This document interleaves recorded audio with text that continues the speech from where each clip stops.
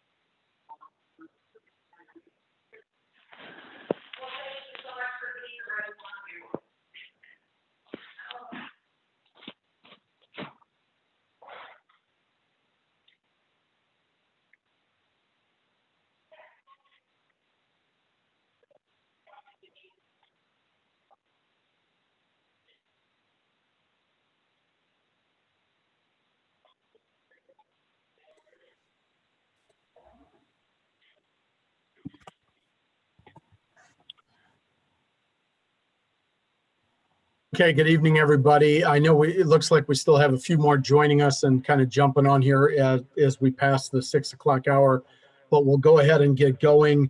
With that, I'll call the meeting to order and I'll ask the clerk to please call the roll. Thank you, Mr. Chairman. Mr. Neighbors. Mr. Neighbors. Mrs. Red. Present. Thank you. Mr. Salgado. Present. Mr. Schultz. Mr. Schultz. Mr. Tassoni. Clerk. Mr. Tassoni. Clerk. Lori. Yes.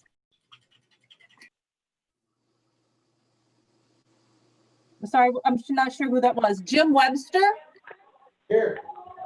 Thank you. Mr. Westcott? Here. Mr. Zintak? Here. I'm sorry, is Mr. Zintak on the meeting? Yes, he is. Okay, I thought I heard he was going to be absent. Okay, Mr. Arena? Here. Mr. Billich? Mr. Billich? Mr. Booker?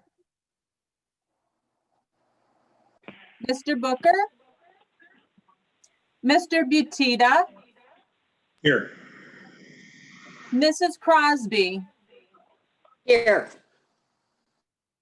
Mr. Fellers? Mr. Fellers? Mr. Fiducia? Here. Thank you. Mr. Girl? Present. Mrs. Gorel? Present. Mr. Hoffman? Present. Mr. Kelly? Mr. Kelly?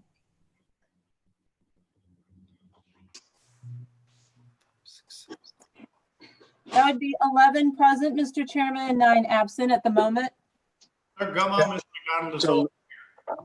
Tim Neighbors is present. Okay, thank you, Mr. Neighbors.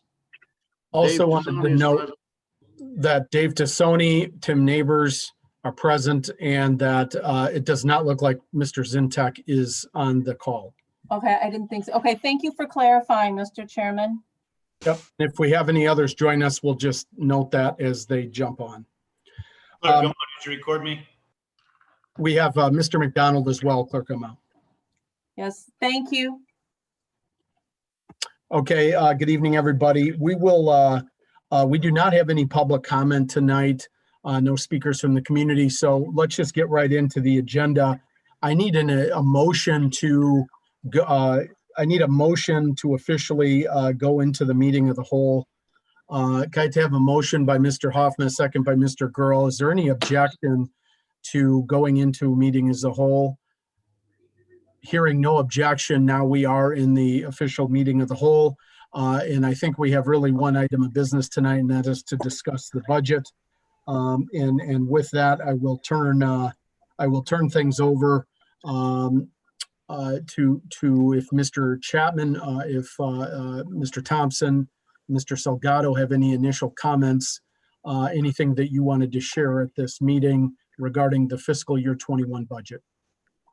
Thank you, Mr. Chairman. I'll kick it off and then Mr. Chapman will walk us through with Mr. Thompson, essentially on the current budget situation where we're at, the staff, and open it up for discussion to actually get us to where we need to be for Thursday.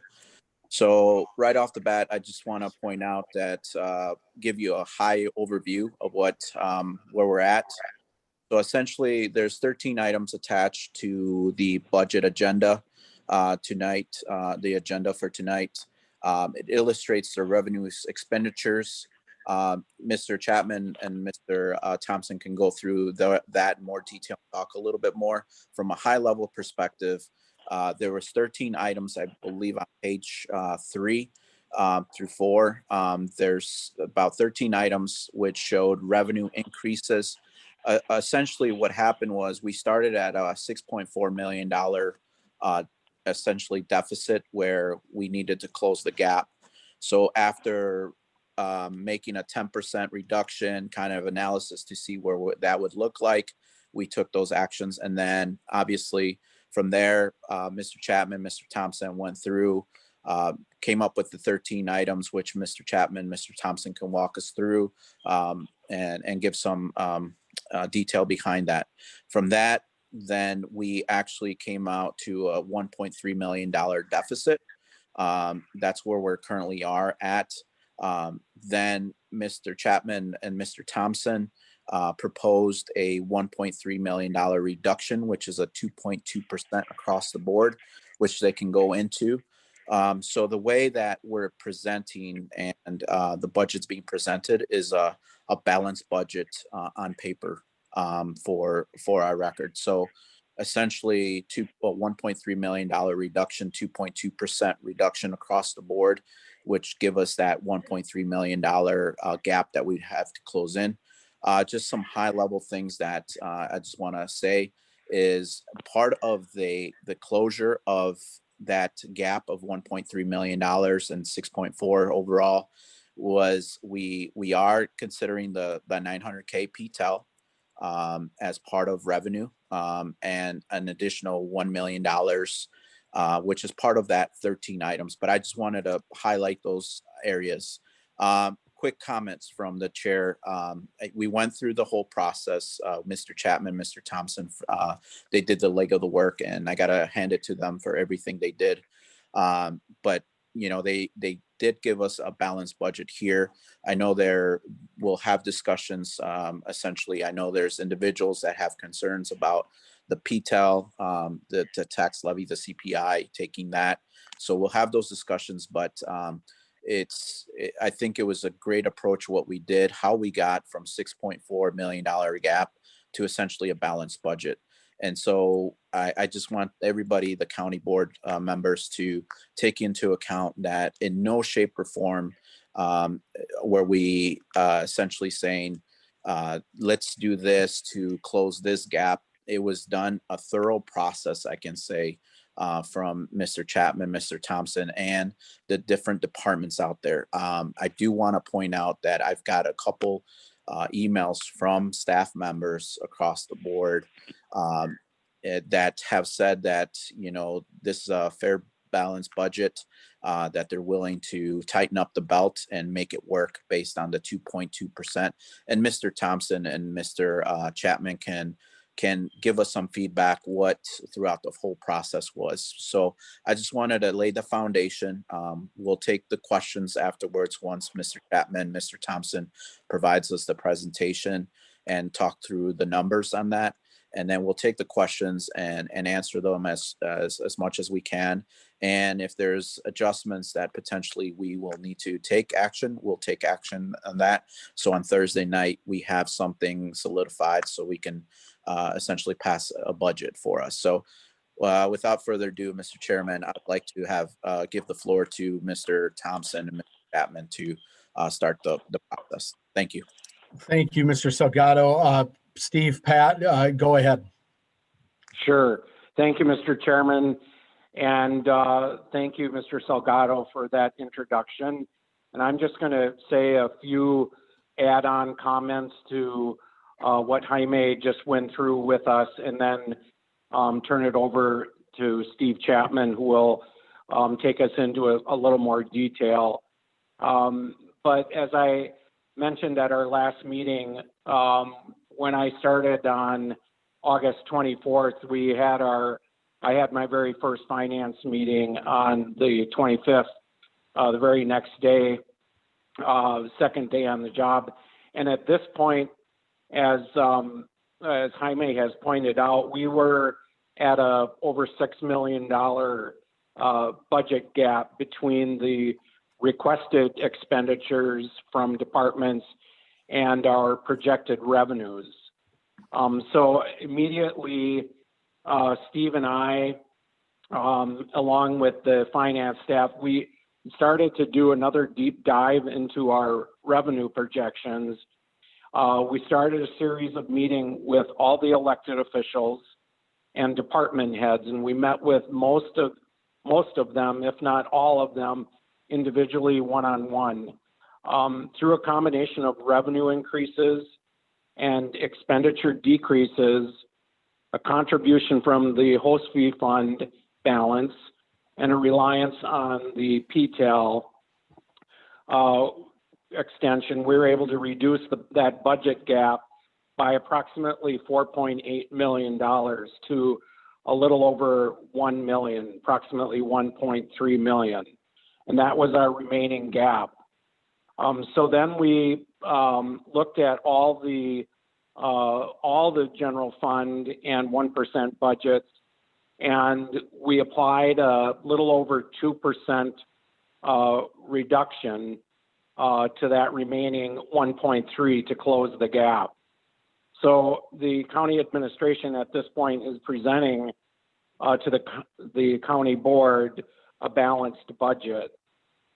This recommended balanced budget actually represents a tax rate decrease from the 0.966, which is our current 2020 tax rate, to 0.944. So it's a slight decrease in the overall tax rate. The recommended budget that is in front of you also addresses various pressure points in several of the departments, in the sheriff's office, in the county clerk's budget, which will have 3 elections next year, and then also in our IT department as well. The recommended budget addresses compensation for non-union employees. And importantly, the recommended budget does not rely on general fund reserves to balance. This budget in front of you retains approximately 25% undesignated fund balance. So the goal that I will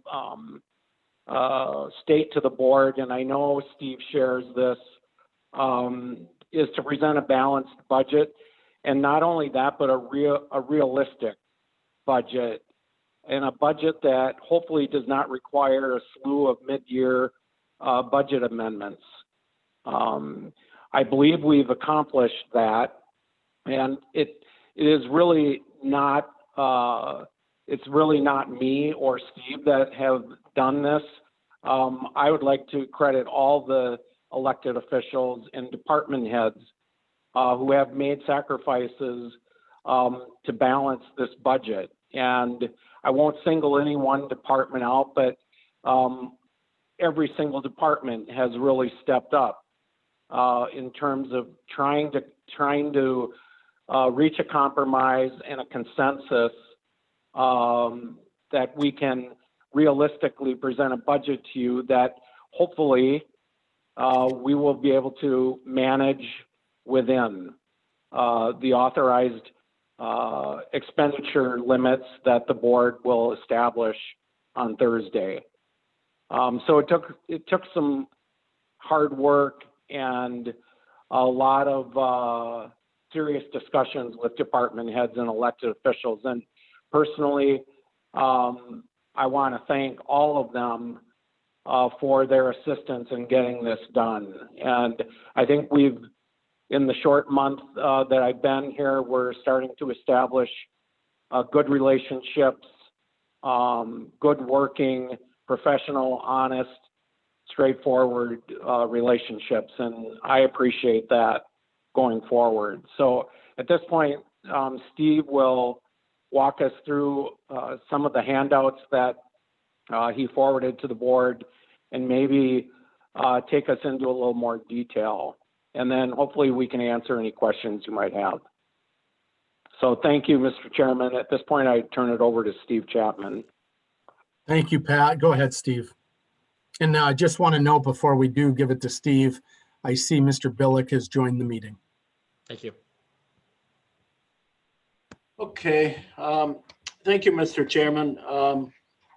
First of all, in the packet that we had sent you, just going back a little bit, back at the board meeting of the 27th, we had gone over the budget information at that time as far as the revenues and expenditures. As Mr. Salgado, Mr. Thompson mentioned at that time, we were looking at over a $6 million deficit in those two particular funds that we had. After that time, we did start, as Mr. Thompson indicated, started, diving back into the budget, see what we could figure out as to what changes, et cetera, that we could to try and eliminate the deficit as best we could. If you go to page 1 of the, well, let's go to page 5. Okay, these are the 13 items that Mr. Salgado mentioned in terms of trying to balance this budget either through revenue enhancements or expenditure reductions. I'll go through these real quick. Item 1 was just we had some dollars left in a debt service fund that we could utilize, which was $40,000. The PTEL extension increase, that's what we've been talking about. That was a $900,000. When you look at that increase, it amounts to an individual that owns a $150,000 house. It amounts to about $9 increase over the course of last year. We transferred, or there's a proposal to transfer $1 million out of the host fee back into the general and the 1% fund. Item 4, we're utilizing the county automation fund that we established, I believe, a couple of years ago to fund certain of the information technology expenses. Item 5, we moved some personnel expenses from the recorder's office back into the special revenue fund that we have established called the Recorder's Document Fee Fund. That was $73,000. We reduced the personnel contingency that we had budgeted in the general fund by $150,000. Item 7, we did talk to Mr. Molina and asked if he would be willing to look at some of the expenditures in the highway funds and possibly show some reduction in certain of those areas so we could move the levy around. We came up with $302,000, and those particular items that were reduced or transferred really did not, from Carlos's viewpoint, didn't really impact the highway department as much as it could. So item 8, we did request that the sheriff look at possibly funding some of the medical expenses out of the county jail from the commissary fund. The sheriff agreed to $500,000. PSB budget, we did reduce some of the utility costs and repair costs by $40,000. Building maintenance budget, we looked at some of the utility costs in there and made a reduction in that, primarily because of the cost of natural gas, and that is down significantly from where it's been. Item 11, we looked at our health insurance, the employer's share of the health insurance. If you remember, we renegotiated our prescription program cost, and also we've had less usage, primarily probably because of the COVID, et cetera. So that was reduced by $300,000. Item 12 and 13 relate to increased revenues. We moved up based on the number of federal prisoners we have. We increased that revenue by $600,000. And the last item was based on some updated actual numbers that we received for the fiscal year 2020. We moved a number of the different revenue sources up by $500,000. Those changes came to as as we mentioned, came up to $4.8 million. If you go back to, let's see here. If you go back to page 3, that reflects the changes that we just spoke to regarding the 2 different budgets, the general fund and the 1% budget, which brings us back to that $1.3 million number. With respect to the 1.3 million, one thing that we did look at is in those 2 budgets, there's a number of items that really cannot be reduced. We have items such as debt payments, items such as elected official salaries, items such as contractual items, let's say contracts with McChesney Park, school districts, things such as that. So we went back and looked at the individual budgets and determined out of the total budgeted expenditures of a little under 89 million, there was about 30 million that we really couldn't reduce. So when we looked at that shortfall that we had, the 1.3 million, we had to apply that against the expenditures that were remaining after we took out what we consider those exempt items. So that's where we end up with the 2.22%. So really, in reality, it's not a 2.2% reduction across the total budget. It's just based on the budget that's remaining after we take out the exempt expenditures. If you go to page 4,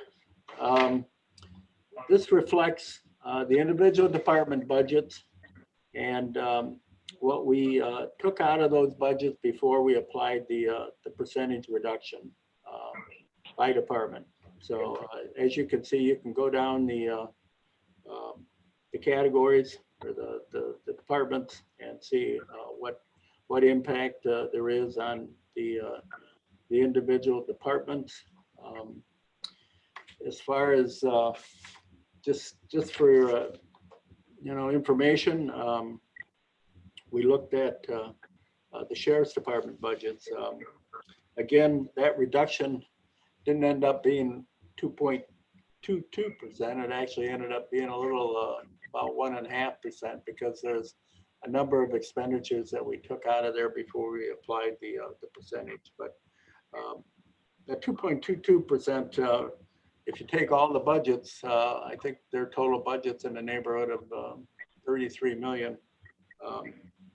That 2.22% represents a little over $500,000 spread out among that 33 million. The court's budget and probation, again, that's a major part of the county general fund and 1% fund. Again, we have a number of expenses that are really exempt that we cannot reduce. So if you look at what that 2.22% represents, it's a little under $100,000 for those various departments for the courts and the probation area. So that's where we ended up with in terms of the 1.33 million. I think a couple of things that we looked at, we felt that we had to, when we looked at any reductions, we did have to look at those expenditures you can't reduce, because otherwise it doesn't make any sense to just reduce an expenditure in a budget that really can't be reduced. So let's see here. If we go to page 7, this reflects how the property tax levies would look given what the recommendations that we're making. The extension for 2020 was 39,260,000. The extension levy amount for 2021 is 40,334,000. At 900,000 being the PTEL, approximately 170,000 being the new property growth that we've had this last year. I believe there was about $18 million in new property growth. The rate that we're coming up with is under the PTEL extension amount that we have to stay under. Again, all these numbers will be once the assessed valuation comes out, once it's gone through the board of review, and that we'll have the final numbers. But based on the numbers that Tom Hodges gave us, the assessed valuation is going up 5.4%, which is good. I think that shows that, you know, the housing market hopefully is coming back, getting firmer prices on sales of property and so on. So hopefully that trend will continue into the future. In terms of the budget amendments that are attached, I'm just going to go through those, if you don't mind. Some of them relate to the recommendations that we made as far as reductions of expenditures or so on. Some of them are just some items that corrections to certain budgets. There's a couple others that I'd like to explain also. 2021-001, that's just a correction of the budget for the probation service fee. 2021-002, now this one kind of gets into the issue of the public safety building. I know in the past, people have been concerned about how much we had budgeted in that particular fund. We actually started looking at the expenditures that were being charged into that fund, and there's certain cleaning expenses that probably should not have been charged to that budget. They were related to the courthouse and the old courthouse. So we've actually removed and moved over to the building maintenance budget, $115,000. So that comes out of the public safety building budget. Item 3, children's advocacy. This is just some corrections to their budget, a reduction of $7,000. Item 4, this relates to the county clerk's office and the election expense for this coming November's election, with all the procedures, et cetera, that the state of Illinois incorporated into I believe it was Senate Bill 1863, that's made Lori's life miserable. The state and federal are actually coming up with some money to cover some of those expenses. We've actually increased the budget by $263,000 with the understanding that those would be covered by the federal and state grants. Let's see here. Item 5, 6, 7, 8, let's see, 9, 10, 11, 2012, 13, 14. Those are all budget amendments that relate to the 13 recommendations that we made.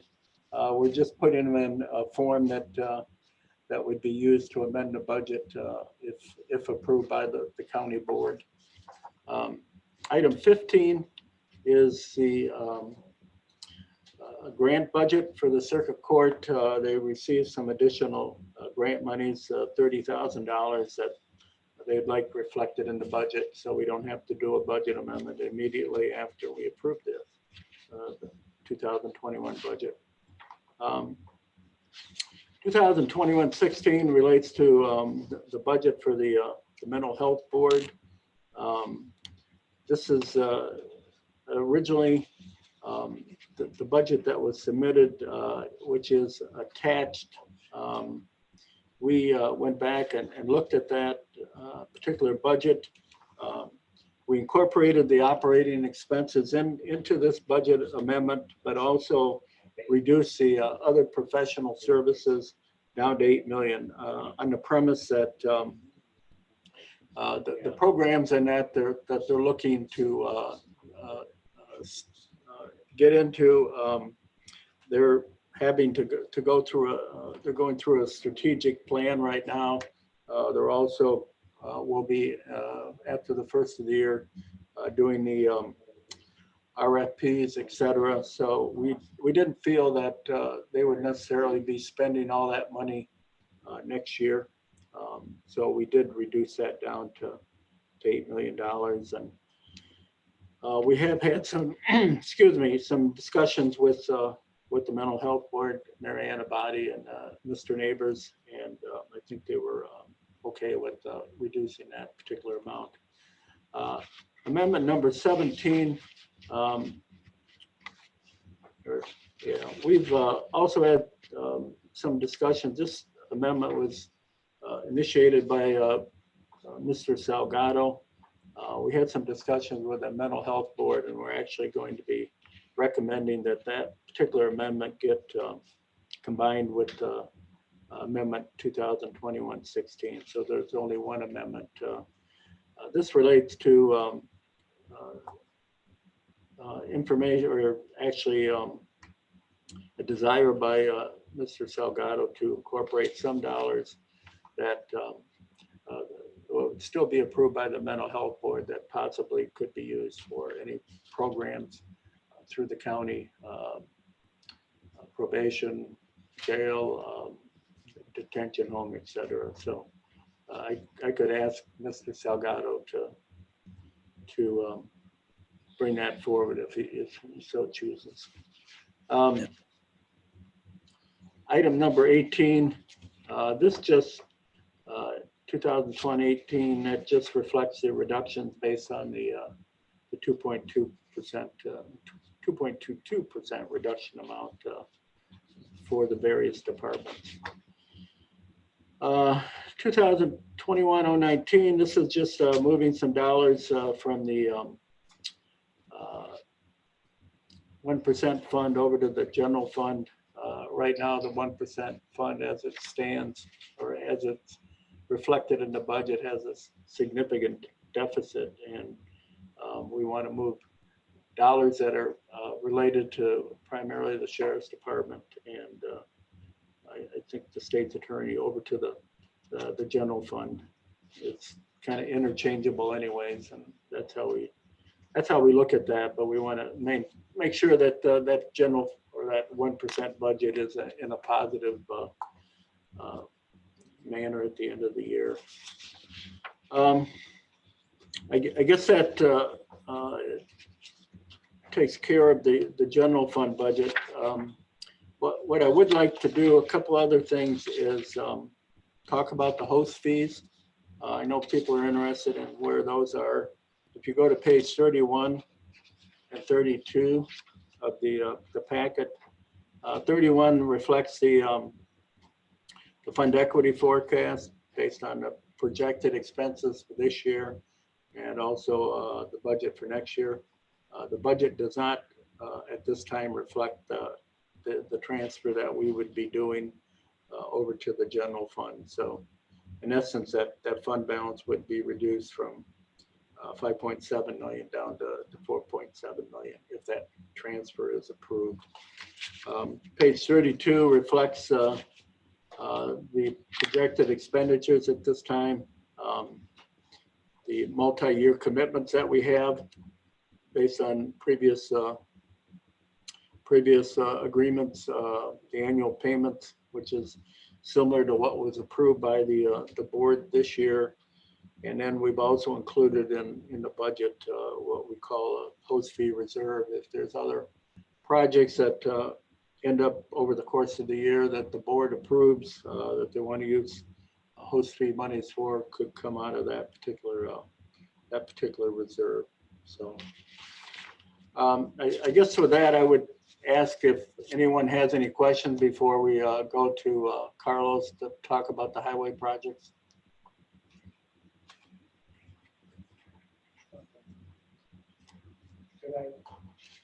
Oh, sorry, thank you, Steve, and Pat, and Mr. Salgado. Any questions or follow-ups by board members? Was that Mr. Webster in the back there in Steve's office? Do you have a question, Mr. Webster? Yeah, I don't know if now's the time to ask this or not, but about going back to this PTEL. And if there isn't another way to come up with that $900,000. Go ahead, Steve. I guess I can answer that. I guess, first of all, you have to consider that, when the state approved the tax caps legislation and all that, they did give the option of trying to keep your tax levy with inflation. And we have not done that over the last 5 years. The amount that we're talking about, like I said, is what are the $8-9 for that home, that $150,000 house. And I think if we don't do that PTEL, then that money in essence is lost forever. You won't have an opportunity to get that money back.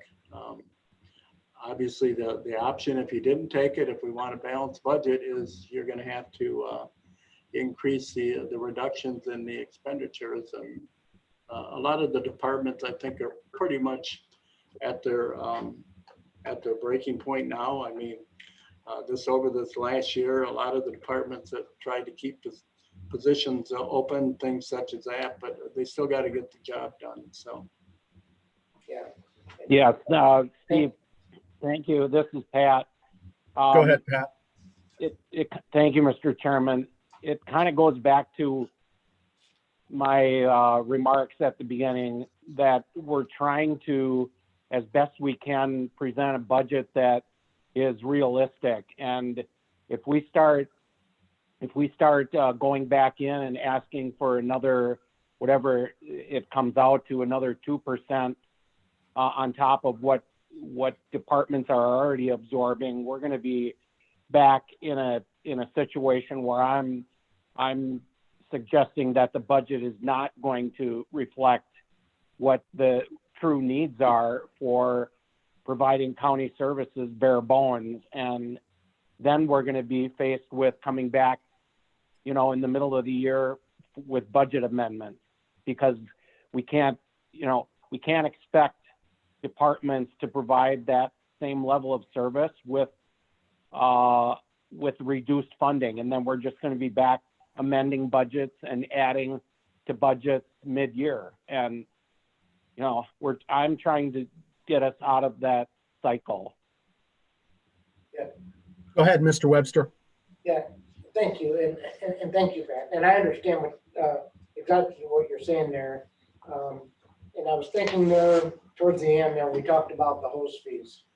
I would have been more comfortable with making up that $900,000 out of the host fees than anywhere else if there was the $900,000 there, because what I struggle with, particularly when I talk to my constituents, mostly when I get information from my constituents, and their position is, any tax increase just puts us further in the hole personally, and particularly when people that are retired persons living on a fixed budget. And so every time there's a tax increase of any sort, no matter where that comes from, whether it's from the county or whether it's from the state or wherever that increase comes from, feds, whatever, then that takes away from their income directly. So if you're retired and on a fixed income, then you don't have any way of making up for the shortfalls there. You can't go to work and pick up some overtime to make up for that. And so any increase directly affects theirs. So if you're retired for 20 years, every year more and more is taken away from you, you have less and less to live on. And so even as small as that increase is there, they all add up. And things like from the state this year, you got $100 increase on your license plate alone. You know, people, there's no wonder people are moving out of the state of Illinois there because of all these onerous taxes that we have to pay, including our property taxes. And furthermore, when constituents ask, you know, why did you raise the P-TEL, even though it was $9.50, it was a raise, okay? And then when I tell them that, well, we had to do that to cover the expenses of the sheriff, because every other department managed to stay within or under budget. And that's the one department that is well over budget. And so that's a bitter pill for them to swallow. And so that's why I'm just looking for any alternative method to cover up that 900,000 as opposed to P-TEL. As far as the P-TEL goes, we talked about raising the P-TEL for several years now, which we haven't done. And I think if we had a comprehensive plan of attack about the P-TEL and a better explanation to our constituents of why we're doing that, and here's where we really need the money, folks, to provide services. I think that would be a lot better sell than tacking it into a budget. And that's my personal feelings. Thank you, Mr. Webster. Any follow-up questions or comments for the information specific to the information just shared by the finance folks? Mr. Arena, go ahead, sir. Thank you, Mr. Chairman. I just wanted to comment to follow up on remarks I'd made in the past couple of days regarding the increase in the levy and my concerns about the public safety building, that, you know, we are spending money there that I felt we didn't need to spend, and looking at raising the property tax levy. I met today with Sean Franks at Mr. Chapman's suggestion to look at the public safety building. And what I saw was, I think we have the opportunity to shut the heating system down by making an investment in heating and cooling the areas that are in use. So I think that within 6 months and maybe spending $50,000 or less, we can shut down all that heating and cooling equipment, which I think we have budgeted like $250,000 for. So it's feasible that within this budget year, we can realize a savings in that fund that we have set aside for the public safety building. And I think we can do that whether Rockford moves out next month or next year. I don't think it makes a difference anymore from what I saw today. So my comments the other day were that I was concerned about the property tax levy. Because of that, what I learned today took away that concern. So I just want to let everyone know I'm no longer objecting necessarily to the P-TEL. Thank you.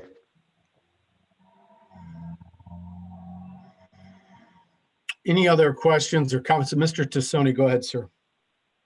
Thank you, Mr. Chairman. And like I say, and somewhat what Mr. Webster spoke on there about seniors and fixed incomes and things of that nature, you know, there are things in place here regarding, you know, your assessment freeze at a certain age, which helps with, you know, those increase in values of their properties, which helps offset that. And you know, and hearing what Mr. Arena said there was some things that he thought might be able to take place at the PSB and reducing those utilities. You know, if the sticking point of all this is going to be the P-TEL tax, the 900,000 that might generate, I would just throw it out there that, you know, if the sticking point is the P-TEL tax, let's take another 900,000 out of the host fees, if that's what it takes for others to come the way they need to vote in favor of this budget. And let's hope for some increased revenues on our sales tax and things, that maybe we can repay that host fee over the next year. Like I say, I think everybody's done a tremendous job. I'm sure they're tired and worn out. I commend everybody. I think these 13 items and everything else that the department heads and the elected officials have done come a long way from the last 30, 60, 90 days of what far as what it looked like. And, let's not make a habit of using host fees to fund our budget. But if we need it this time around and we can offset it and pay it back with some increased things down the line and these departments holding the line, maybe that's helps a long conversation. Thank you. Thank you, Mr. Tassoni. I do see a couple hands up. I have Mr. Billick, then Mr. Girl. Mr. Billick. Oh, unmute yourself there, Mr. Billick. Sorry, in regards to that, Mr. Girl actually had his hand up first. Why don't you go to Mr. Girl first? And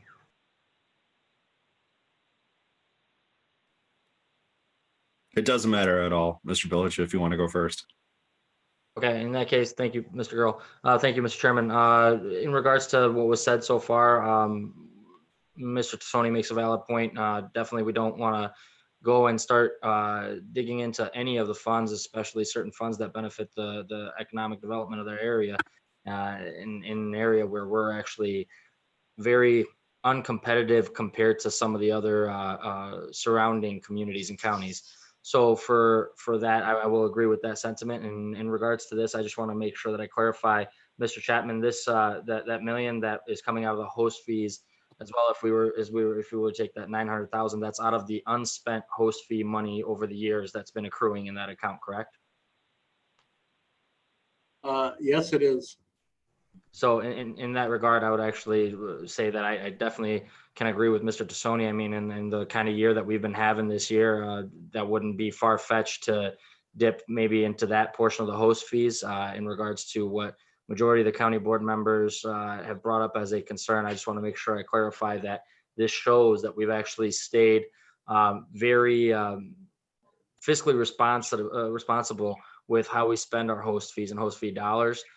We definitely are going to want to make sure that we still continue to use host fee dollars to help benefit the economic development, because without the economic development, we wouldn't have as much of a sales tax fund, because quite frankly, that's exactly how this kind of gets affected. You invest some money from the county coffers in regards to the host fees into the economic community here in Winnebago County, and what you have is in turn you have a higher percentage of host fees collected. So I hope that, or I mean, a higher percentage of sales tax collected. So I hope that does kind of stays in there, and I just want to make sure that I want to point that out, that we don't want to go ahead and attack a fund that doesn't really accrue a lot, especially with concerns of how it may go on and proceed by 2032 or 2033, whichever was the year that actually the host fees could be ending. So that is actually a fund that could be ending overall. We want to make sure that we try to figure out ways that we can actually extend the life of that fund. But yes, I would actually agree with the sentiment that Mr. Tassoni said there, and Mr. Webster as well, especially in holding the line with property tax in that regard. So thank you. Thank you, Mr. Billick. I have Mr. Girl, and then I have Mrs. Crosby. Mr. Girl. Thank you, Mr. Chairman. Mr. Billich kind of took a little bit of my thunder about the host fees and just the use of those with economic development. We know that is geared for economic development, not budget shortfalls. My only concern is if we use revenue this year from funds, what do we do next year when we're faced with a budget deficit? Again, these funds will be running short.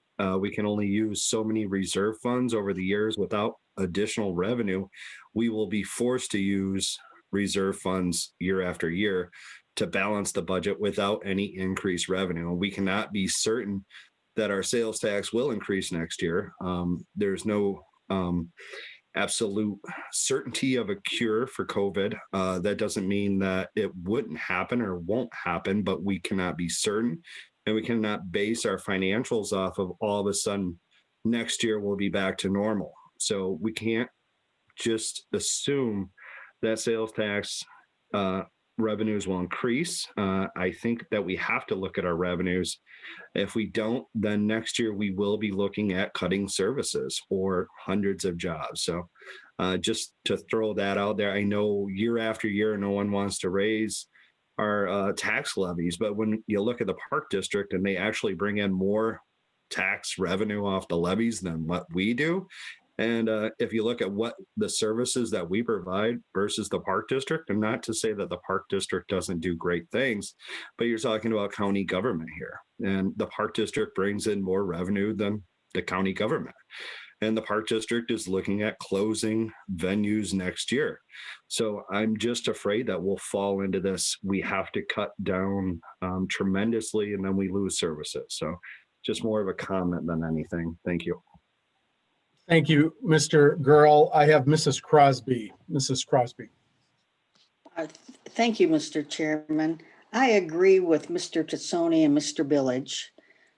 We have some of the highest tax rates in the country. So from a practitioner in the real estate industry and as a consumer, it is very, very difficult for me to support any kind of increase in property taxes. Boards prior to us committed millions of dollars in host fees to entities all over the place that we're bound to. But if we have $900,000 that we can tap to contribute to our budget without increasing our property tax, then that is the appropriate and the right thing to do. Our citizens within our community pay some of the highest taxes in the country, and certainly the highest taxes in Illinois. So to be fair to our constituents and to be able to tap the host fees for $900,000 when we give millions to entities all over the community that were committed to these entities and contractual obligations long before I ever came on this board. So I support Tassoni and Village and Webster in this endeavor. And at this juncture, here's a procedural question. Do we need to amend this now or do we amend it from the floor on Thursday? I don't believe we can take any official action this evening, but we could entertain motions on Thursday. Is that correct, Steve, procedurally? Yes. This is strictly for information only. Yep. So we can't make any moves tonight. Oh, go ahead, Mrs. Crosby. But that's what we need to do. So we'll have to brainstorm that between now and then to see who wants to make that motion. But I'm completely in agreement. And thank you for the time. Thank you. Thank you to all three of the folks or four that had questions. I have a question. I'm going to just tap into a community resource here. Mr. Kurlinka serves as, I think, on the Hananiga School Board for quite some time. Just a question, historical question, because you've been on that board for some time.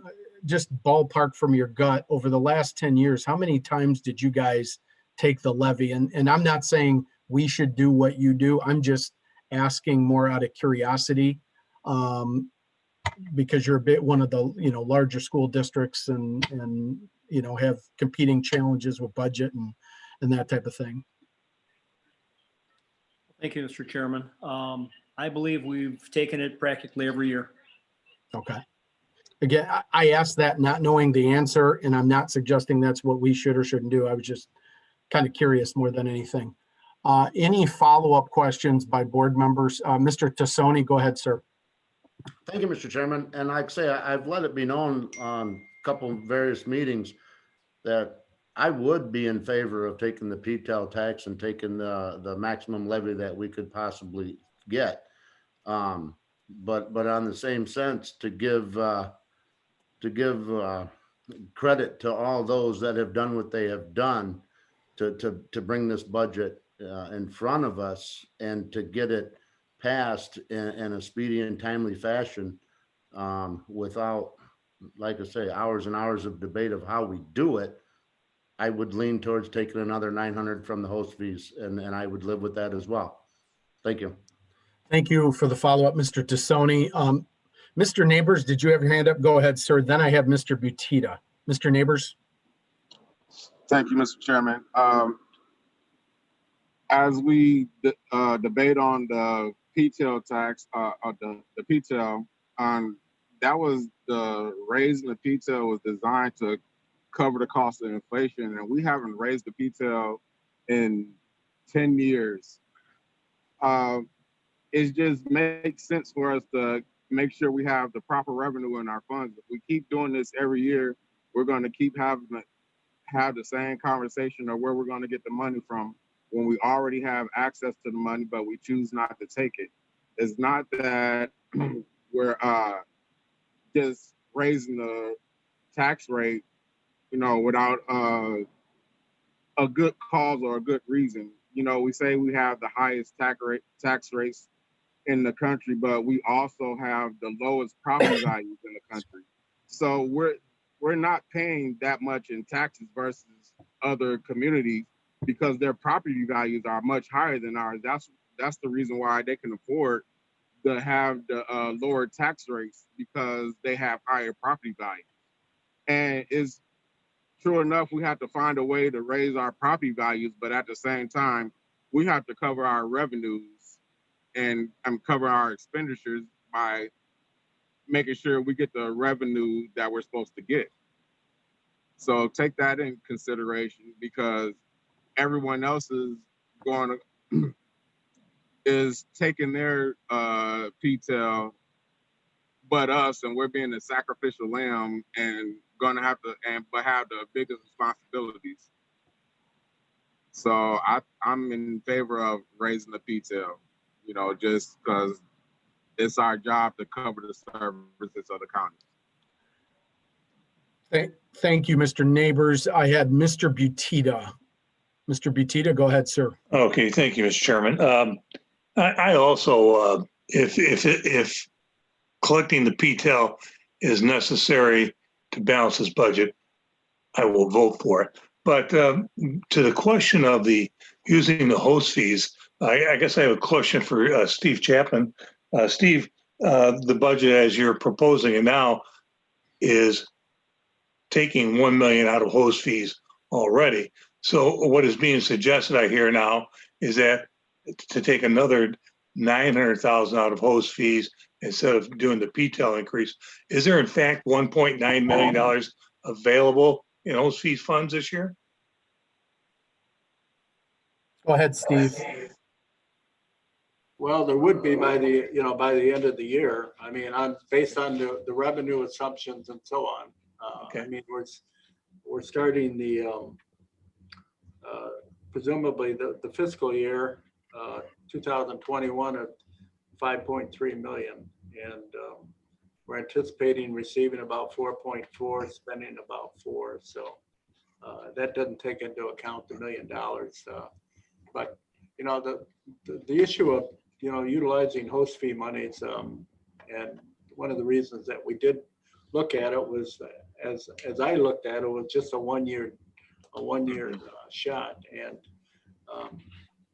by that's money that obviously you're not going to ever get back. And if you utilize that 900,000, it's the same thing.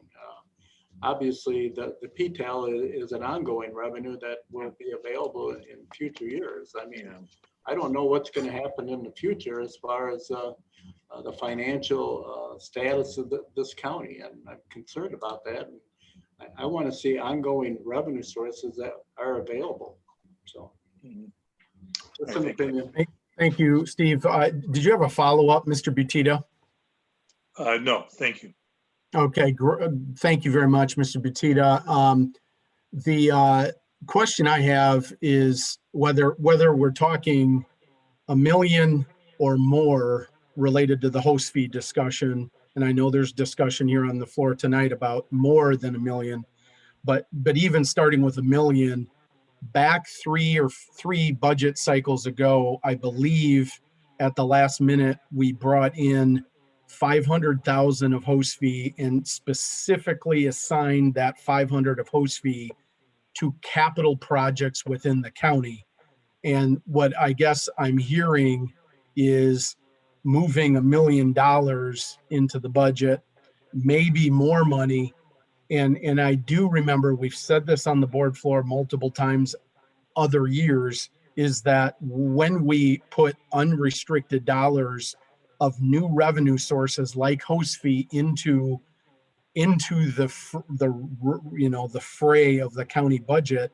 Now all of a sudden, Dave Kurlinkus and Pat Thompson sit down at the negotiating table with the public unions, and they're saying, hey, now this money is in play from our perspective. And I'm not saying that would or wouldn't happen, but I know in the past we've openly had that discussion. And I just wonder if that has been part of the discussion would these dollars be tied to very specific capital non-salary items, or would this be a lump of money that would just be filling in the hole? I could respond to that. I'm sorry. Chairman, may I speak? Yeah, go. If it's okay, yeah, go ahead, Mrs. Gorel, and then Steve will get you Sorry, back I in. didn't mean to interrupt you, Frank. Go ahead. No, if you have some, I was just trying to get that question answered. If Steve was going to respond directly to that, then we'll let him talk. But if you have anything after that, we'll go right to you, if that's okay. We'll go with Steve. Okay, thank you. It's not designated for any capital items. It's pretty much to cover ongoing expenses within those two funds. Okay. Thank you for the answer. Mrs. Gorel, did you have something? Go ahead. I do have something going on. As a senior citizen, and every year, my cost of living doesn't go up except what I get off of Social Security. But everything I touch the prices have been increased. We as a board have been lax and taken that PTEL tax year after year to continue, because actually what you're doing is you're putting a bigger burden on me trying to pay my taxes, because you're not increasing that the way you should with the cost of living. It's a hard game to look at, but as a senior citizen, first of all, I do get for being over 65, I get a deduction for that. I get a deduction for also for the freeze.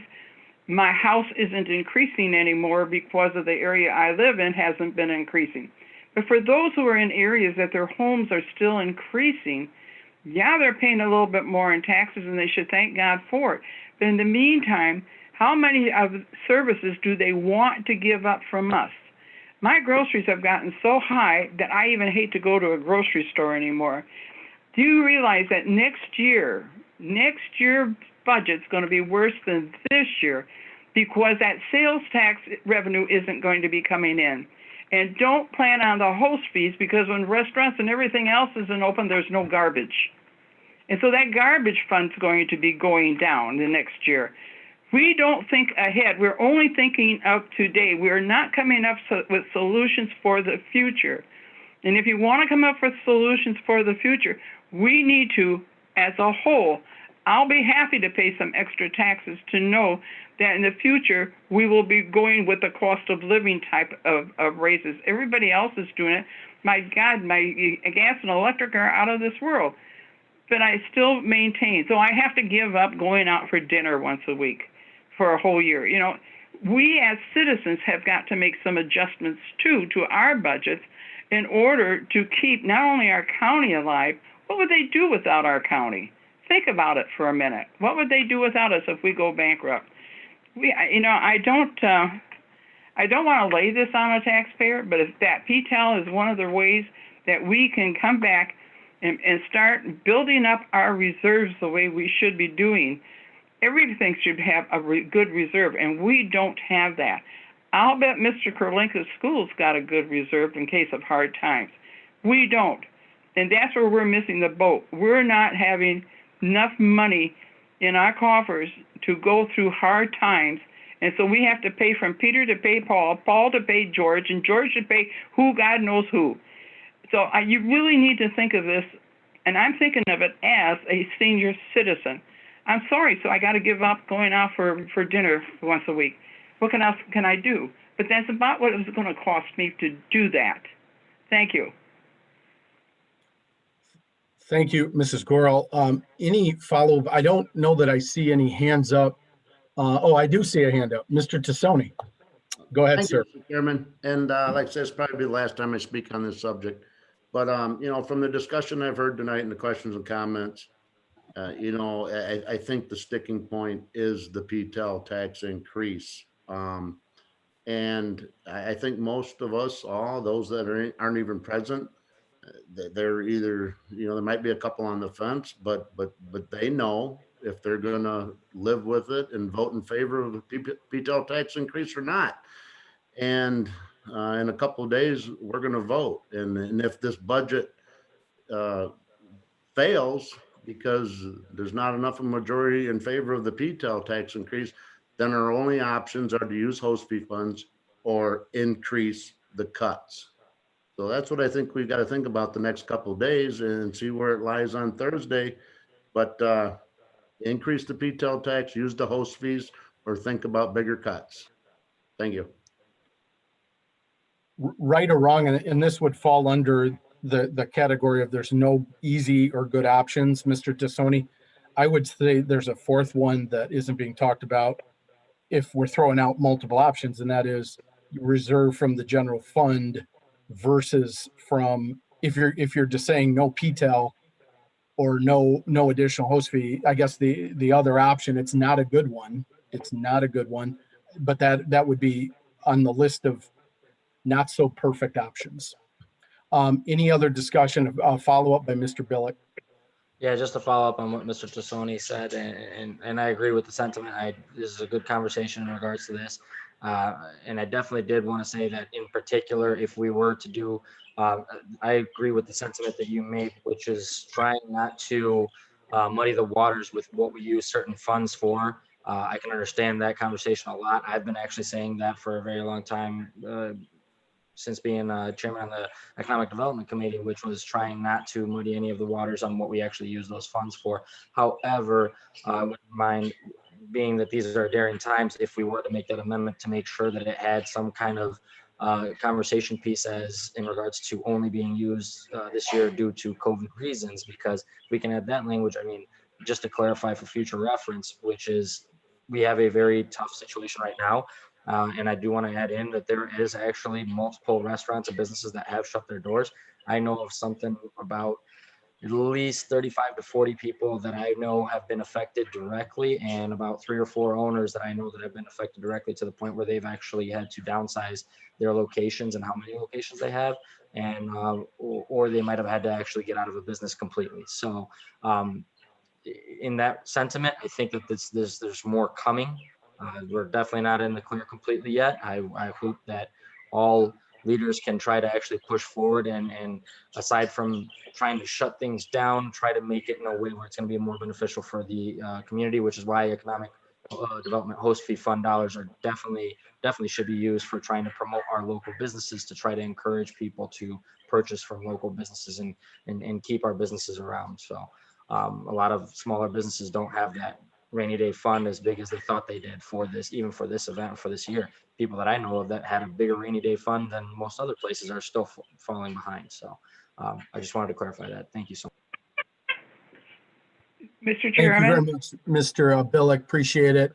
Mr. McDonald, did you have something?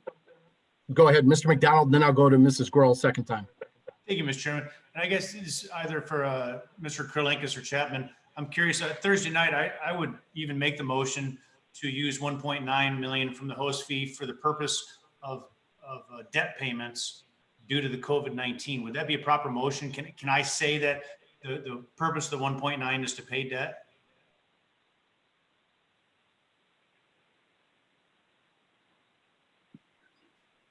Steve, you're on mute. I know. Go ahead. I would presume that it could be used for that purpose. Obviously, then it would, we have certain revenue streams that are dedicated towards payment of the debt, sales taxes, income taxes, things such as that. If you use the host fee money for that purpose, then it just, I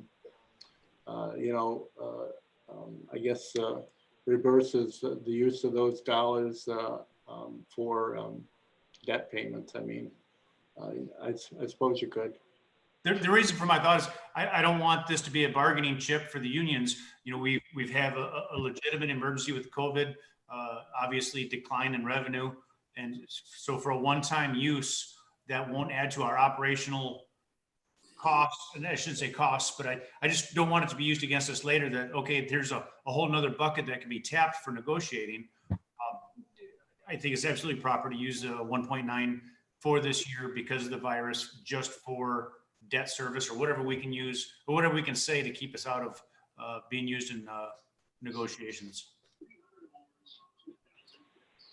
I go along with Steve, that, you probably could use that. I think, when you sell those bonds, you have to pledge certain revenue streams toward the payment of the bonds. So I don't know what impact that would have. Steve, you would know better than I, but you're taking the money out. How it's used might be more window dressing than anything else.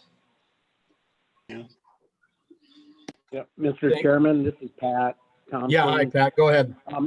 Hi, anytime you take dollars out of a fund balance like that to balance operational costs, you set yourself up for a future structural imbalance. And so,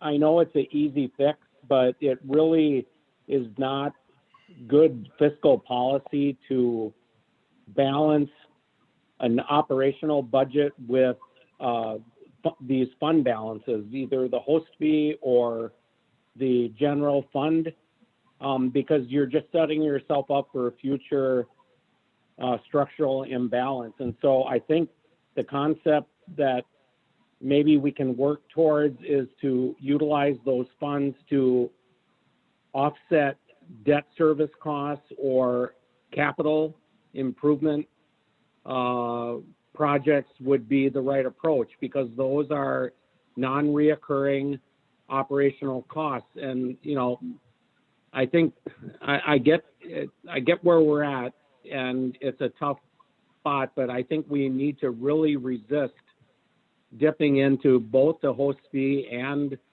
the fund balance to try to balance this budget, because we're just kicking the can down the road, and it creates a structural imbalance. And so I think we need to be smart how we do this, and I'll try to help. Thanks. I appreciate your comments and appreciate that, Pat. Mrs. Gorel, I need to come back to you, and then I have Mr. Tassoni. Mrs. Gorel, you still there? Yes, I am. And Mr. Thompson, you're absolutely right. In fact, I wish Steve Schultz was here tonight, because his famous words are, we keep kicking the can down the road. We keep kicking the can down the road. We do not solve our problems. If you think this year is going to be bad, 2022 is going to be even worse. Have you solved anything? No, you're going to be again looking to find out where you're going to get money. Mr. Kurlinkus, a question to you. If we were to raise the PTEL tax right now, and 5 years from now, our property values have gone up and we're starting to look economically pretty good, can we drop the PTEL tax? Do we have to continue it? You're on mute. I'm looking at Steve because he's Yeah. If it's okay, we'll throw it to Steve, and then Dave can circle back. Go ahead, Steve.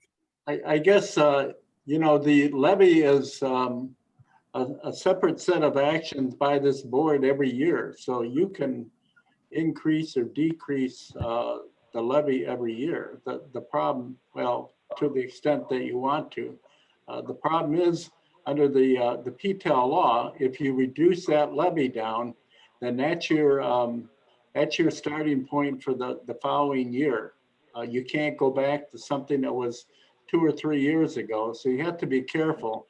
Once you start, like I said, reducing that levy, then that's your floor for the following years under the PTEL law. So, it can be adjusted any way that the board so chooses, but it does impact future years.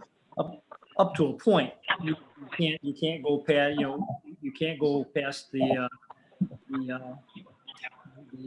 rate of inflation. No, right. In terms of the increase, yes. Right. Yeah, the increase, you're limited on whatever increase you make, and that's what you're talking about right now.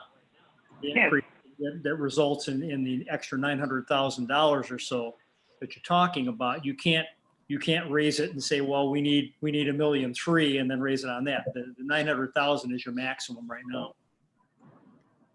But we need to do something because we got to stop the bleeding. And all we do every year is we keep kicking the can down the road. And we have to come up with solutions. And we're not coming up with the solutions. We're going back in debt again because we're borrowing from something else or taking money from here to pay over here. And we still don't have monies to replenish what we are taking. So I can't keep taking money out of my bank account. And I've had to do that over the past few years because the housing market fell and I had to use up all my savings for living because I couldn't sell houses. Right now, we're going back where all of a sudden housing is starting to pick up. Eventually, in a few years, we're going to be getting in more revenue through real estate taxes than we are right now. Pray for that we keep going forward. But we have to find a solution to keep us from bleeding all the time. It's going to hurt all of us. I understand that. I give blood on a regular basis, but I want to stop the bleeding. Bert's right, and Tim's right, and Mr. Butita's right. We have to look at the whole picture and do what we have to do to stop the bleeding. Keep that in mind. Are you really doing the taxpayer any favor by every year putting them more in debt than what they are right now? We've got to get them out of debt, and that's how we have to get the county out of debt. Please be real considerate about how you want to get us out of debt. Find a solution. Don't just keep borrowing from one account to the other account and moving money around. This is how you get in trouble. Thank you. Yep, thank you, Mrs. Gorel. Mr. Tassoni on a follow-up, then I have Mrs. Crosby a second time. Mr. Tassoni, go ahead. Thank you, Mr. Chairman. And like I say, I think I've heard it countless times over the last, whatever, it could be 6, 8, 10 years. I've heard it countless times over the last few meetings I've been to in the last 3 to 6 months. My thought is the majority of the board is against the PTEL tax increase. We've heard conversation here tonight. I think I've heard 5 or 6 people lean in favor of utilizing host fee funds. I don't know if that motion of host fee funds, if it was written in a way that it was a loan to the general fund with the intentions of paying it back, changes the sentiment of it. But I think it's doing a disservice to all those that have brought this budget this far and in front of us for the majority of this board to decide one way or the other if we're going to do a tax increase or a host fee expenditure, and make their life easier and to move on and get down the road. Thank you. Thank you, Mr. Tassoni. And then I'll go back to Mrs. Crosby, and then I don't see any other hands up. So I think we're kind of coming to the end of the discussion. Mrs. Crosby. Thank you, Chairman. Talking about kicking the can down the road, River Bluff has been a huge drain on the county. We are losing anywhere between $3 and $8 million, and it's cumulative and it's not going away. And if we got rid of River Bluff and privatized that, we would be in the black in a New York minute.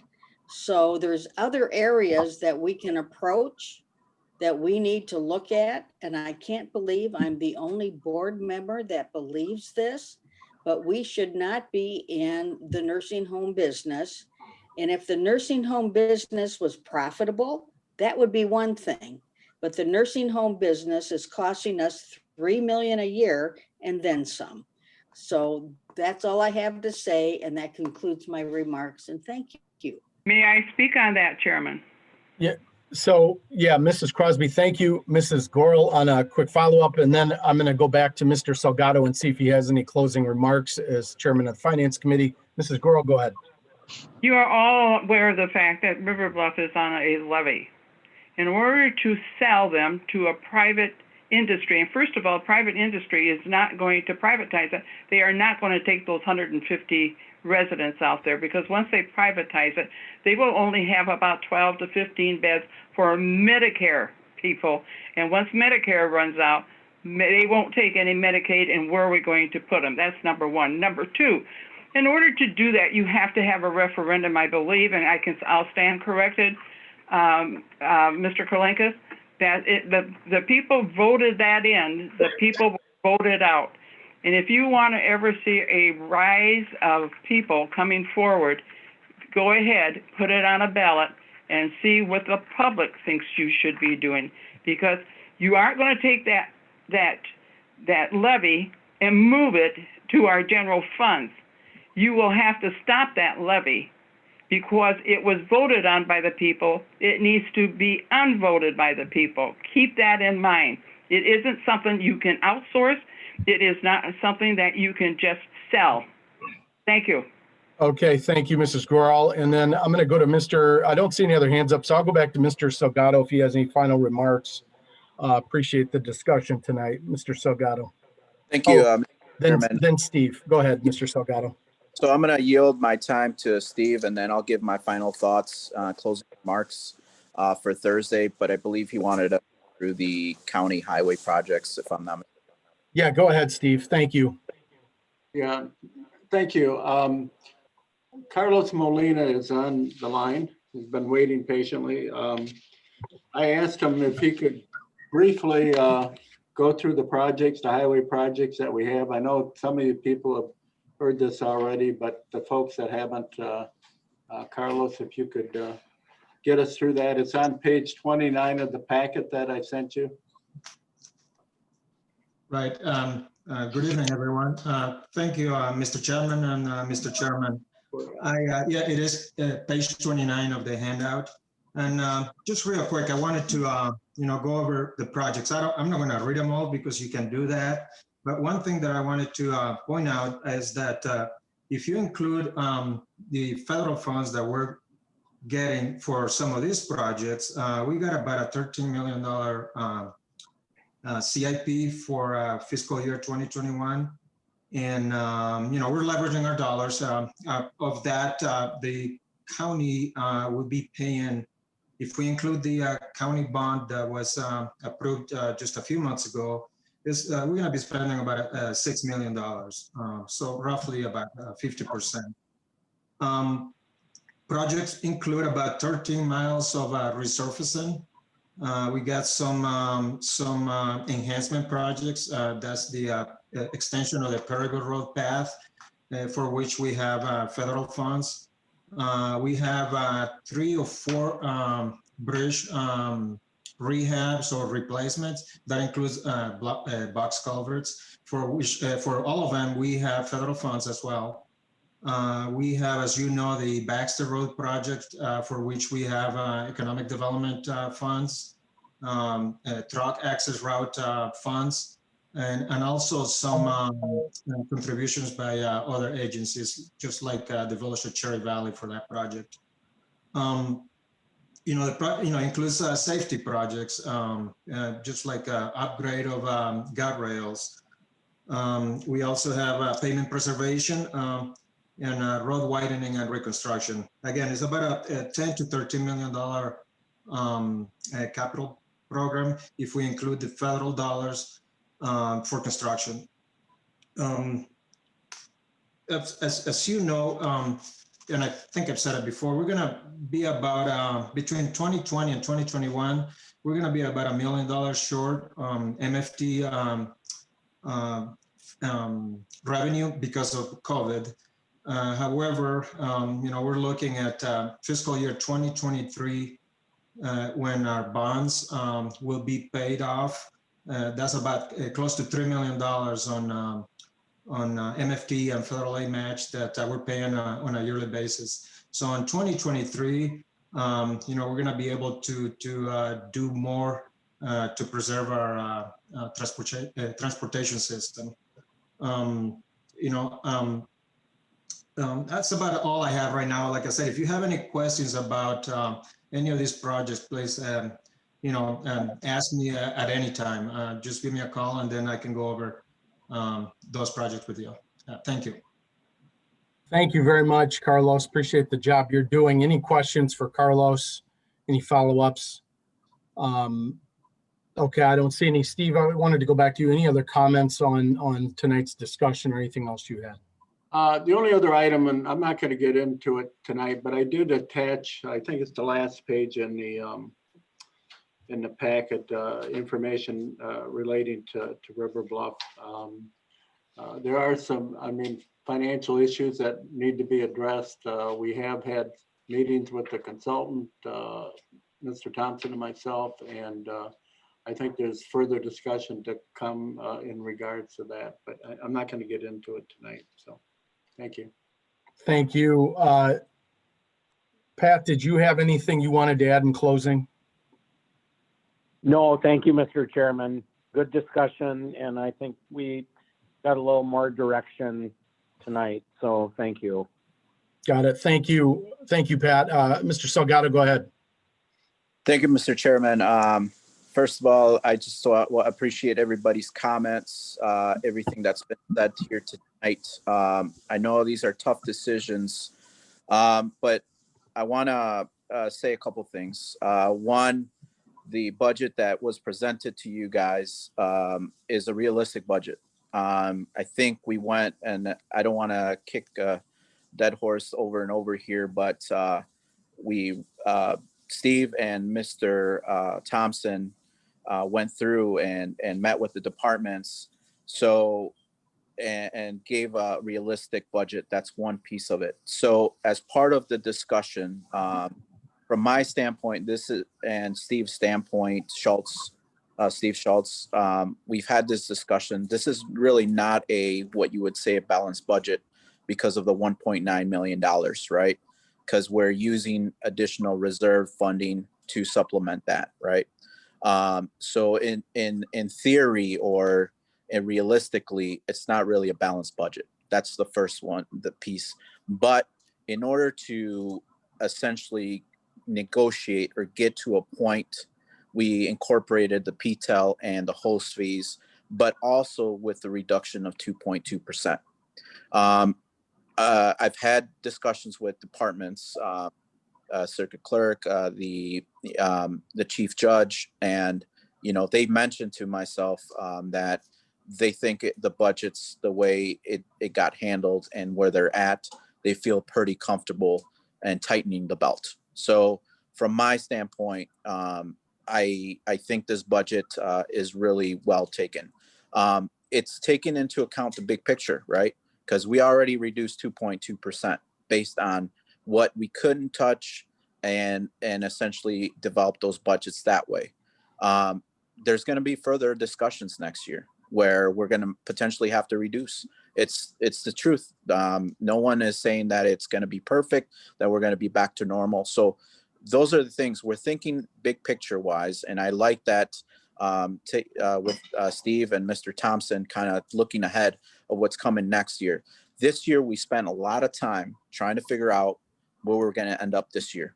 We were saying $7 to $8 million revenue gap, that we were going to, because of the COVID, right? So we took a lot of time, especially Mr. Chapman and Mr. Thompson went on board, trying to figure out where we were going to end up and how do we project for next year.